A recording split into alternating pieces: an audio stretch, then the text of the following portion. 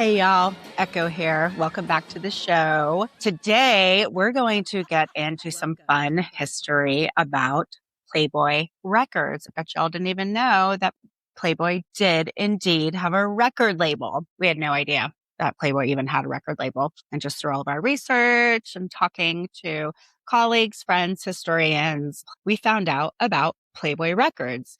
So with that, we had the absolute honor and privilege of interviewing the great Mickey Gilley, who was signed to Playboy Records. So we did the interview. It was fantastic. We went into the podcast not knowing a thing about how to create a podcast, right?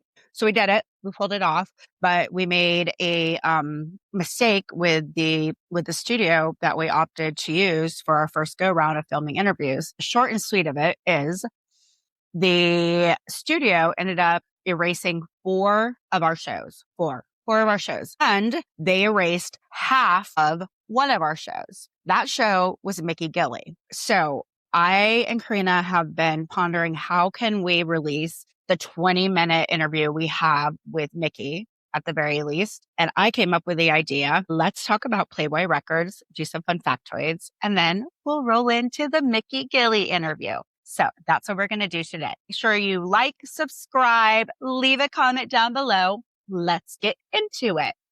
Okay, so today we're talking about Playboy Records. By the late 1960s, Hugh Hefner wasn't thinking like a magazine publisher anymore. He was now thinking like a media mogul.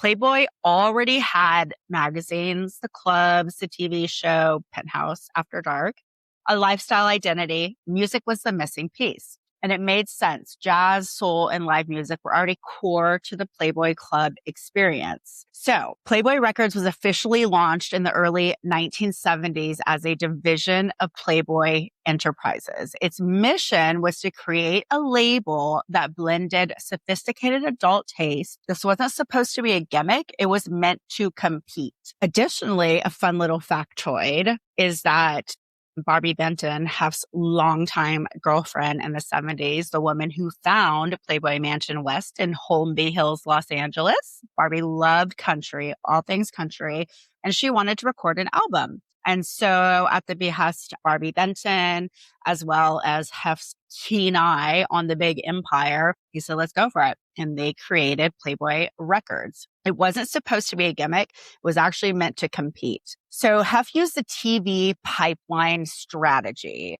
This is where Hefner was way ahead of his time again. Playboy already had built-in promotion through the shows like Playboy After Dark. There were artists who performed on Playboy TV platforms. One of the biggest things about that show, in particular, Penthouse After Dark, was that Hef had, because this was still an era of segregation, Hef would have Black artists come and perform, and there was commingling of Black people and white people. Actually, the show was not allowed to air in the South, believe it or not, because of this finite point. So I thought that was interesting. Playboy After Dark artists who performed on Playboy TV platforms, they could promote their music, they could build brand alignment, feed into the record label ecosystem. And this is early vertical integration, if you think about it. Decades before influencers and media brands did it. I always like to say that Hef was the OG of interactive media, social media, if you want to call it that, because he was doing this decades before social media even became a thing. If you look at every single magazine, they're tactile, they're fun. The sponsors and the advertisers, they would have ads in there that were like, you would fold stuff out, it would turn into a picture, it would have different feel and like sensation to it. Like Hef was just way ahead of his time. Notable artists and breakthrough moments. Number one, label's biggest success was Teresa Brewer, a veteran pop singer who reinvented herself. Her disco era hit Music, Music, Music. This became Playboy Records' biggest commercial success, hands down. Now, Playboy succeeded most when it leaned into existing stars, not by building new ones. Number two, there was a big country music push, and Mickey Gilley was at the forefront of it. After 17 years in the country music industry, Mickey signed to Playboy Records, and it was through Playboy's distribution deals that he became a major country star. Mickey would go on to have 8 number one hits between 1974 and 1977, all through his affiliation with Playboy Records. Playboy tried to also diversify beyond jazz, not always successfully, but they tried. Number 3, soul and R&B talent. Artists like Brenda Lee Eager, Candy Stanton, these signings all aligned with the Playboy Club sound and urban nightlife culture. Playboy leaned heavily into jazz artists. Think instrumental lounge acts, sophisticated cocktail culture sound. This was Hef's favorite. It matched the brand perfectly, but it limited its mass appeal. And then this is when the problems arrived. So let's talk about why Playboy Records struggled. First and foremost, there was an identity crisis. Was Playboy Records a jazz label, a pop label, a novelty brand? It never really fully committed. Industry competition was brutal. They were competing against powerhouse labels such as Columbia Records, Atlantic Records, Motown. These labels had deep rosters and established credibility. Number 3, brand perception problem. The Playboy name worked against the label in some cases. Radio stations hesitated to play them, and some artists didn't even want the association. It was seen as a lifestyle brand, not a music authority. Number 4, distribution challenges. Playboy lacked strong national distribution pipelines early on, and then there was the retail leverage. Compared to major labels, even Playboy's great standout artists, their records struggled to reach audiences. A misalignment with the times. By the late 70s, disco had exploded, punk and rock evolved, and hip-hop emerged. Playboy's sophisticated lounge identity started to feel outdated. Then there was the quiet decline and exit in the 80s. By the early 1980s, sales underperformed. Strategic focus shifted elsewhere, and Playboy Enterprises began scaling back music operations. The label faded quietly. There was no dramatic shutdown. It just simply became irrelevant at that point in time. The label wasn't about hits. It was about reinforcing the Playboy identity. It was an early example of brand expansion failure. Not every lifestyle brand, aka as ever, translates into every medium, and music proves that. TV and music integration was ahead of its time. Playboy After Dark functioned like an early cross-platform promotional engine. The label reflected Hefner's personal taste, and till the day he died, this was his favorite style of music.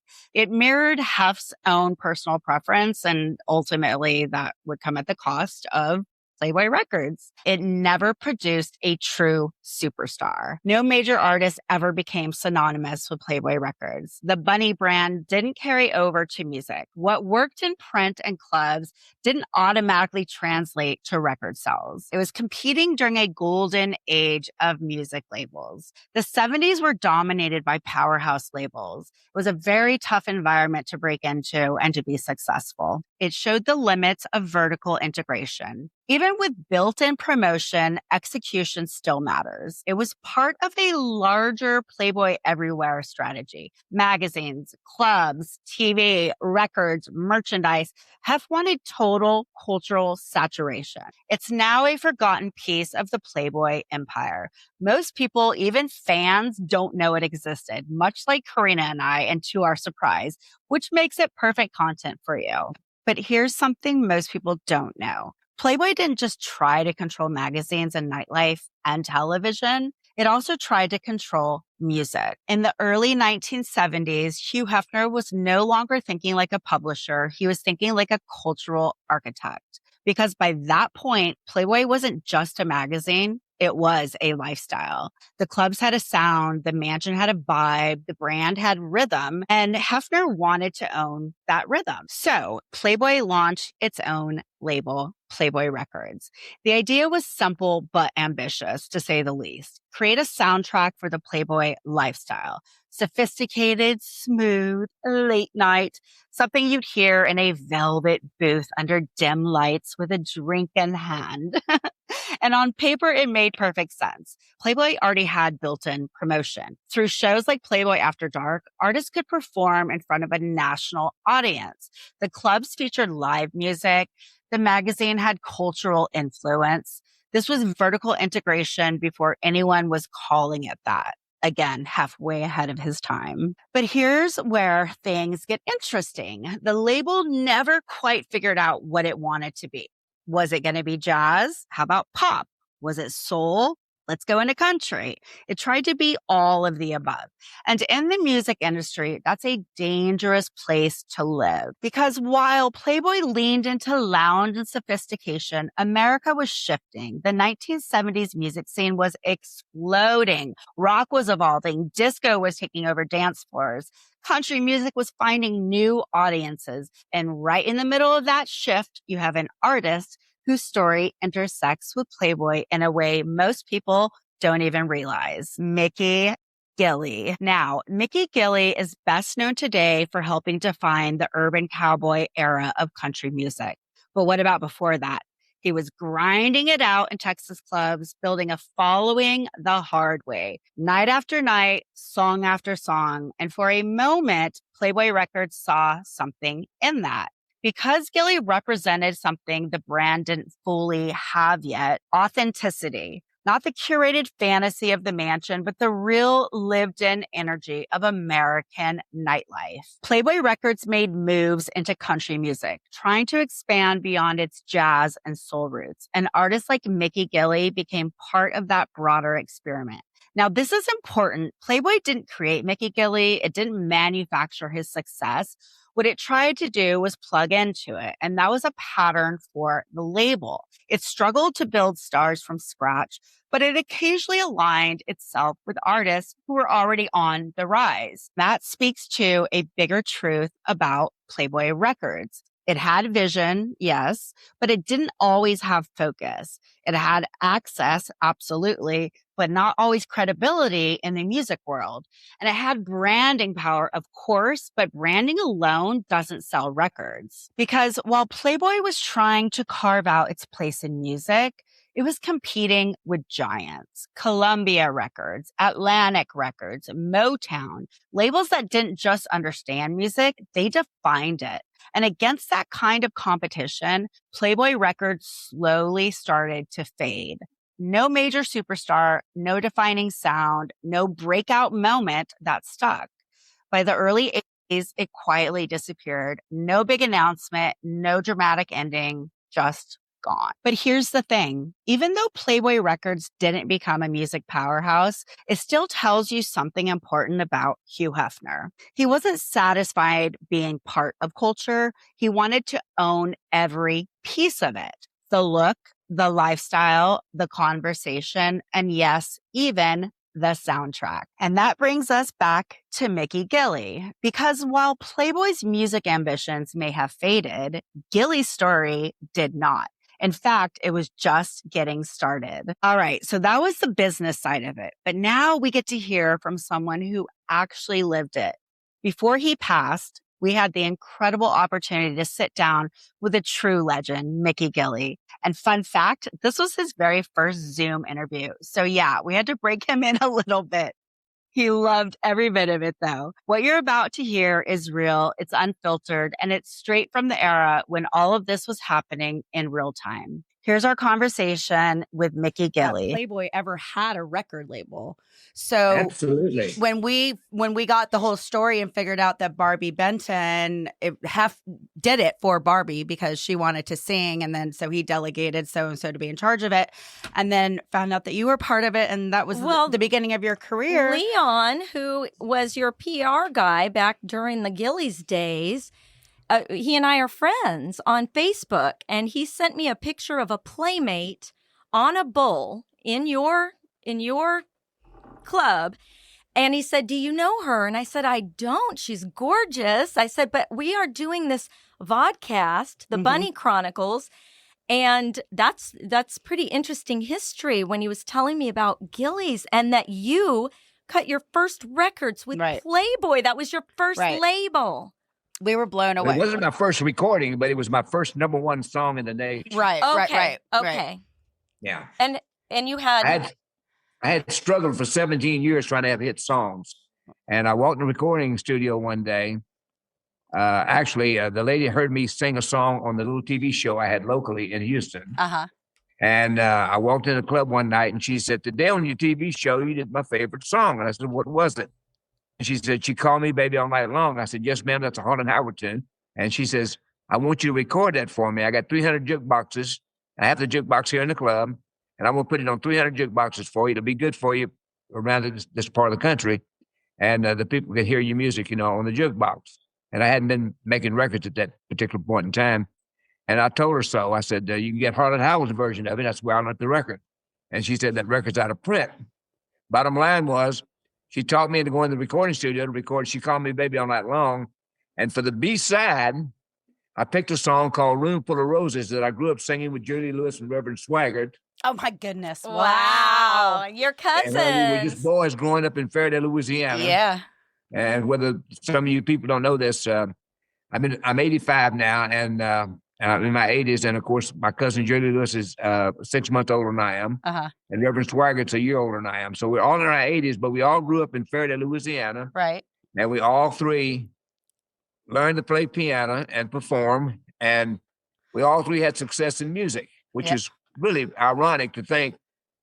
Bottom line is, I had 17 #1 country music songs, thanks to the Playboy Record division, by the way, because they broke the ice for me. Everybody else had turned me down. Yeah, show that. There, you got it. Oh, yeah. Show the back too. This is with Barbie, the one you recorded with Barbie. Well, we need to mention the fact that that's so cool. The way the thing happened was, I was in Nashville, Tennessee, trying to get a record company to pick up Room Full of Roses because it was my first #1 song in the Houston market.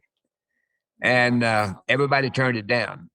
And I was getting ready to leave when a friend of mine by the name of Eddie Kilroy, who later became part of the record division and opened an office there in Nashville, representing the Playboy Record division. And he says, he asked me what I was doing in Nashville, and I told him I was up there trying to get the recording released to a major label so they could take it nationally for me.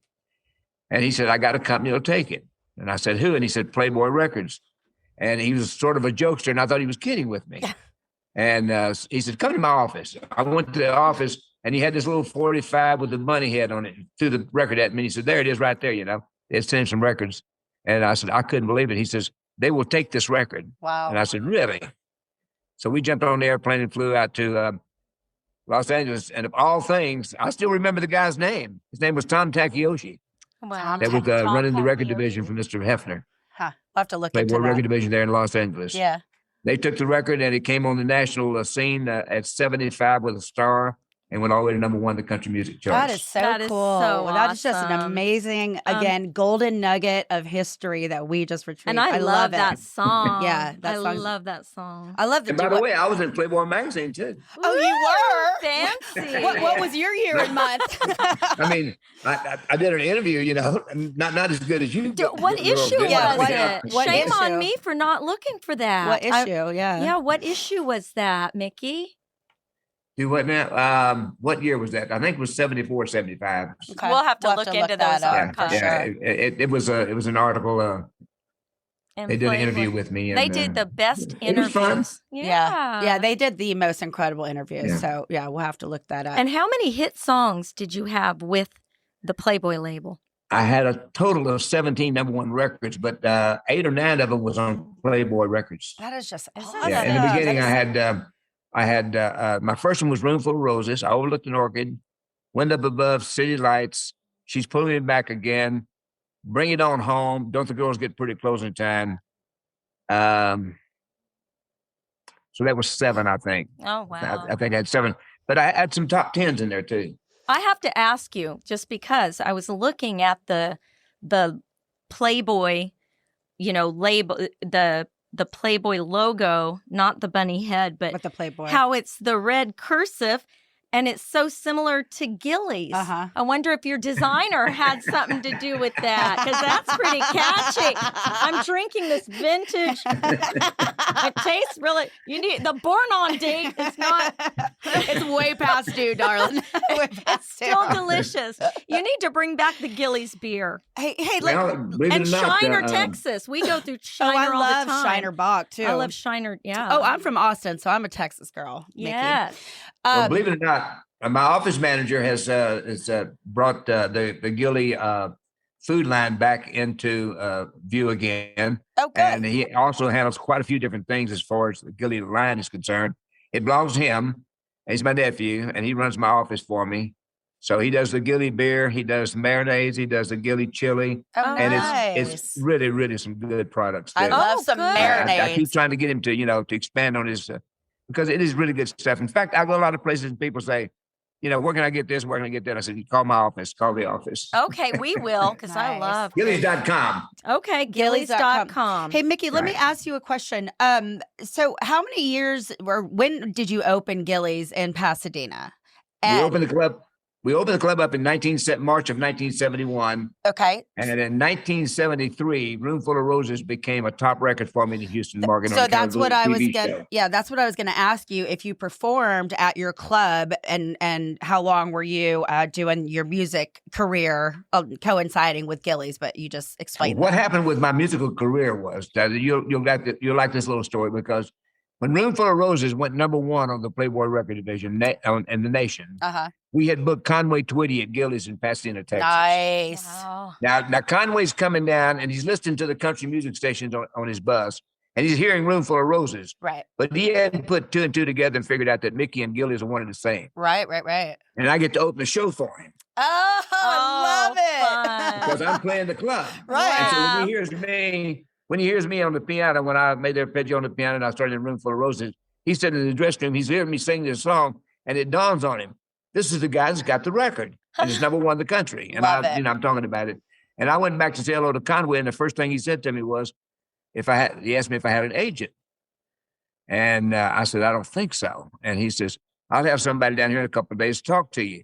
Well, you know what I thought about at that particular point in time? Here's a guy that has more #1 songs than any man on the planet. Sure. And he's asking me if I had an agent. Wow. I What didn't know at the time that when he sent this guy down to talk to me, that him and Loretta Lynn owned the agency called Oh United my Talent. goodness, Oh, him and legend. So that's how Loretta my career Lynn. got started. I love it. Legendary. You just got hooked Thank up with you the for proper sharing that. people That's from the beautiful. get-go. I That love is Loretta cool. Lynn. I love her too. 2 weeks. Oh. 2 weeks after I signed the contract, I had went to Nashville and I was opening shows for Conway Twitty on the road. So Superstar. that's how it happened. Superstar. How That awesome. fast. Awesome. I mean, your talent, of course, but oh my gosh. Two of my favorite people in the music industry was, of course, Conway Twitty and Miss Loretta Lynn. and Loretta Lynn. Oh yeah, you can't go wrong with her. Oh my Beautiful. God. Oh, man, and it's Emmylou darling. Harris, her voice is like an angel. Oh, absolutely. I mean, we can those go lovely ladies. on and on and on. But I just love old country. That's where I my do heart too. lies. Well, they yeah. were really country. Willie and we Waylon, talk about the that boys, and Chris Christopherson. all the time. Yeah. It's not. No, It's no. it's Southern Johnny rock. Cash. Some it's, of it's it. not real. It's like It's yeah, and they're pop not. country. Yes. It's like bizarre. To I mean, me. we're talking to the real deal here. Yeah. He's the real deal. It's true. So the a legend. little bird told me that it's the 50th anniversary of Urban Cowboy this year.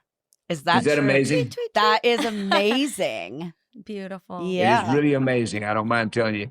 It's not a day that goes by that I don't think John Travolta was keeping my career alive. Wow. Yeah. Speak to that. I mean, that had to have been a huge deal for Gilley's the club, right? And I It was heard, so- and he said, I've heard him say it was one of his, as I don't know when he was saying it, but that it was his greatest role. Really? I mean, it really was one of his ones that just He stuck loved, with yeah, him and yeah, loved yep, playing yep. that role. What made it so awesome for me was because when I found out that he was going to do the film, I thought about the fact is he came off of Saturday Night Fever, and all of a sudden Exactly. he's going to do this urban cowboy thing, which would turn into be a country night fever. And they could have named That's it to either true. one, you know. Yeah. But I'm glad they called it the Urban Cowboy because it really gave us some credibility as far as bringing a lot of different music together in one particular film Yep. that wasn't necessarily country, but it introduced what we were doing to the rest of the The world. Gilley's, the whole Gilley's brand, your whole Right. thing that still today, I was telling you had asked me, Mickey, if I had been to Treasure Island. Well, my husband works for the show there. And the Mystere show, yes. So, I mean, he fixes that bowl. He does. They always call him because he can fix anything. And so that bowl breaks all the time. There's earrings, there's jewelry below it. I mean that. But I told you I rode that bull. I think you said something about your being full of bull, but you'd never get on the back of one. Oh, really? He said something. Wait, funny. so you never rode the bull at Gilley's? Come on. Yeah. She said she rode the bull at Gilley's. I did. It's still Gilley's. You never did. But you never rode the bull at Gilley's, Mickey? Oh, well, I mean, let me put it like this. Yes, I rode it, but it's very slow. Okay, fair enough. And it was sort of a picture thing, They want to take pictures of me on the bull. But no, I never did try to ride it like those cowboys try to ride it. Can't afford that. That's too much. That's too much pain. Too much pain. Love it. So is there going to be something special done for the Urban Cowboy? I mean, they should re-emulate Gilley's and bring it back for a big, I don't know, party. I tell you what, the Urban Cowboy thing, it happened when we had the 40th anniversary. Me and Johnny Lee were on the road. And of course, I couldn't bring enough other people together, to make it happen. But we called it the Urban Cowboy Reunion Tour. And you'd be surprised at the kind of crowds that we drew out there on the audience to hear Johnny Lee sing "Looking for Love," and of course I had "Stand by Me" in the film. Nice. And then, of course, with the band, we added the other songs that was performed in, like "Hello Texas" and Anne Murray's, "Could I Have This Dance," and Boss Skaggs, "Love, Look What You Did to Me." Oh, wow. And we put all the songs together and put it in a medley, and the people really got a big kick out of it. I bet a medley of all those together gives me goosebumps. I know. I got goosebumps. So cool. It was a lot of fun. We had a good time doing it too. And by the way, we're still doing the music from the soundtrack to film The Urban Cowboy. Johnny Lee's still singing "Looking for Love," and I'm still singing "Stand by Me." No. Yeah. And at 85, I'm still out there performing. What about your rendition? Is my favorite. I love it. Love it. We'll have to play it when we get in the car. I haven't heard his rendition. Oh, of it. you have in Urban Cowboy. You have. Oh, and I didn't even realize. You heard it over and over on the radio. Of course. It was a little bit different than Benny King's version because it was slowed down a little bit and had a little more of a touch of smoothness to it. I think that the way that the producer produced it for me in Nashville. We have a request. We want you to sing. Can you sing a song for us? Sing "Stand by Me" for us, please. When the night has come and the land is dark and the moon is the only light we'll see. No, I won't be afraid. I won't be afraid. Just as long as you stand by me. And from the chorus, everybody sings. Stand by me. Awesome. That was beautiful. Oh my God. I'm in love with you. I wish we could go back and do it one more time. Echo's in love I'm with you. in love with you. Do you date younger women? Well, I tell you what, one of the most played recordings that I made back in the 70s was "The Girls All Get Pretty Close in Time." It was #1 for me on Playboy Records, and it's still getting played today, and that's awesome. Very cool. And so the girls definitely get better looking at closing time, and the more you drink, the more of these you have.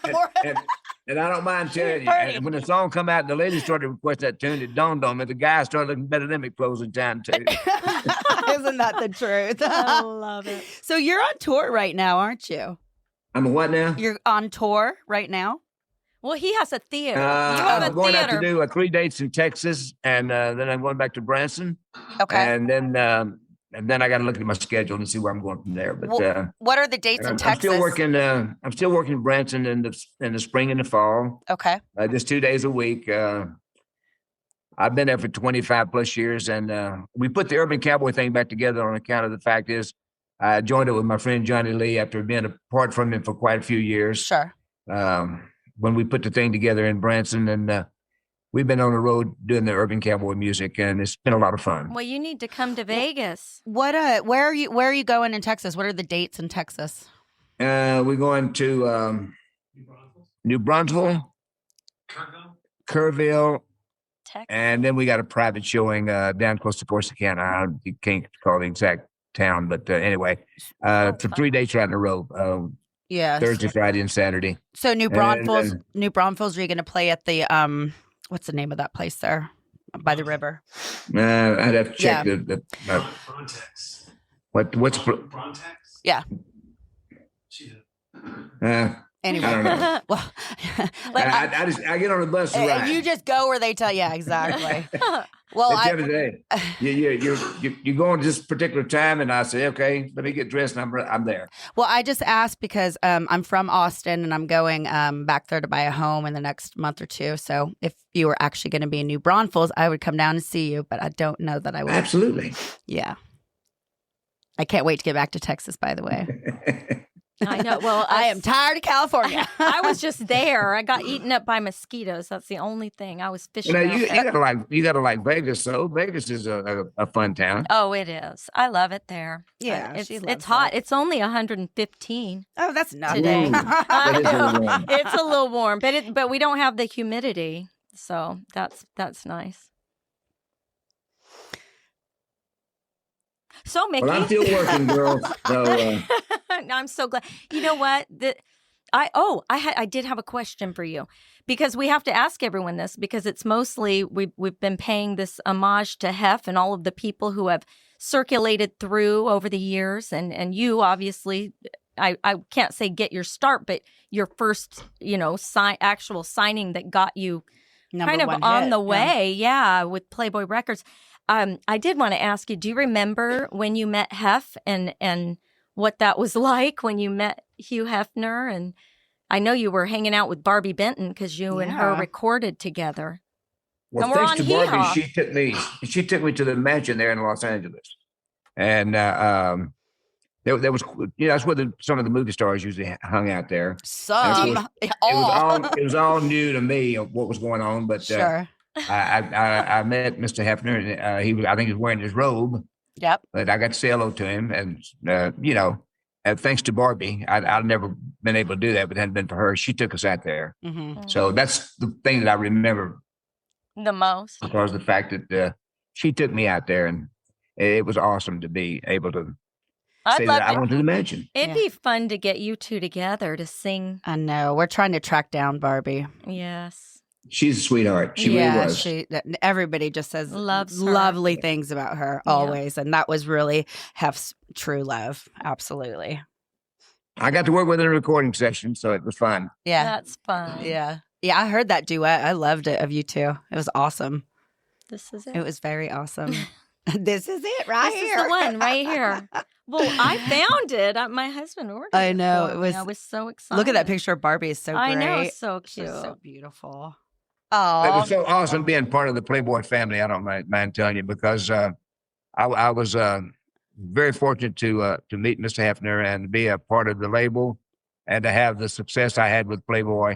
And then, of course, he sold out to Columbia, and I went over to Epic. Mhm. But I enjoyed being on the Playboy label. It was a lot of fun. We were just fascinated by that because we really had no idea. Mhm. And then we had learned later, they had to eliminate certain things. There was just too much going on. And that was Women one cut- of the yeah. things they cut. But I just thought that was so funny. I thought this who is knew? trivia I did not know. I mean, we're learning so much. And thank you so much for saying that in reference to Playboy and to Mr. Hefner, because, that's what it is all about, is just what an incredible human being he was, and a gracious man. And, he created the record label for Barbie Benton because he loved her that much and she wanted to sing. And so that's what he did. And then and lo there's and these behold, tiny offshoots of that. all this and, other stuff. And then big, Mhm, it's here's we're talking to a legend. Yeah. Thanks to her, I had my first #1 song on Playboy Records. Right. I know, I mean, exactly. If it hadn't been for the Playboy record division, I probably never would have made it as a performer in the country music charts, because of the fact that I got turned down everywhere. Well, God bless. That's yes, I love that. So It's so beautiful. it all worked out. yeah, Yes. it did just well, fine. I never thought I never thought I would have been a centerfold. I look back, I'm like, whoa, my gosh, you know? Yeah, I think we all have to pinch ourselves initially Yes, of like what? our initial introduction into the whole Playboy world, and then just looking back at all the memories, we're just like, wow, I'm just filled with gratitude, as is everybody else. When I told Echo that you were coming on our show, she just screamed. I mean, it's like, are you kidding me? Yeah, we'll see, because I grew up listening. My father, Fort Worth and Austin, and I grew up listening to all you guys, you know. So I knew you well. So I was very excited when she said that you were coming on. Everybody, I'm supposed to say hello from 100 people, you know, that are like, oh my gosh, you get to see Mickey Gilley? Yeah. Please tell him we love him. Tell him we love him. So I'd like to give you a little musical trivia here that you probably don't know this, but in 1959 and 60, my very first chart record in Houston was a song called "Is It Wrong for Loving You?" I love And the guy playing the bass guitar in the recording session was Kenny Rogers. Oh my gosh, how cool. And I know that song very well. Kenny know all about Rogers. Wow. That takes you back a little ways. Oh, yeah. That is cool. That is very cool. I love In it. 1957, I tried to follow my cousin, Jerry Lewis, into the music industry. Right. I was working in a construction gang, making $1.25 an hour. Saved up $200, made my first recording. 50-something years later, the Yo Play Yogurt Company in Ireland used my first record in a commercial called Ooh Wee Baby. No Wow. way. The Yo Play Yogurt in Ireland used it in a commercial. That is so cool. That's fun trivia. That's I love awesome. Ireland. Yeah. They used a 30-second clip, and if you go to YouTube, you can pull it up. It's called Ooh Wee Baby Okay. by Mickey Gilley. Cute. And they might even show you the commercial. I don't know. But anyway, it was a cute commercial by Yo Play Yogurt Company. We will have to check that out. So where are you based? Are you in Texas? You live in Texas? My office is in Texas, and of course, my band and everybody lives in Branson, Missouri, which is more of a central part of the United States. Yeah. And that's where I keep the bus right by my old theater that I used to own. Okay. Which I still have part of it because I'm still carrying a note on it. But other than that, my home is in Texas. Yeah. And your heart. Yeah, and my office is here. Yeah. Got it. And that's where I'm at right now in Pasadena. Okay. Not California, Pasadena, Texas. I know. Pasadena. I know exactly where Pasadena is. I know you're probably going to find this hard to believe too, but we used to get mail that come to the club at Pasadena, Texas. It'd be to Pasadena, California, but they knew it. Gilley's was in. Yeah, they would just say Pasadena. Gilley's, and they would send it to you. That's so great. I didn't have my own zip code like my cousin. But they knew. Swagger. Yeah. But my cousin River Swagger had his own zip code down in Baton Rouge. Wow. Wow. Yeah, y'all, they need to do a movie. Yeah, about that the is so three of you. interesting when Karina told me that Jerry Lee was your cousin. And they're so different. Oh, God. You're so different, but you're so dynamic. Talk to us about Jerry Lee growing up and was playing that piano like he did. Oh, Jerry started playing when he was about 7 years old. Okay. And everybody asked me, undoubtedly, the greatest talent in our family was Jerry Lee Lewis. Yeah. He is in the Rock and Roll Hall of Fame. Oh, absolutely. And if you think about the fact that all three of us grew up in Faraday, Louisiana, we all three went to the same school, and we're all three in our 80s now, 6 months different in our age. I'm the youngest, Jerry's in the middle, Jimmy's the oldest. And we all three had success in a different kind of music. I had 17 number one country music songs. Jerry Lee is in the Rock and Roll Hall of Fame.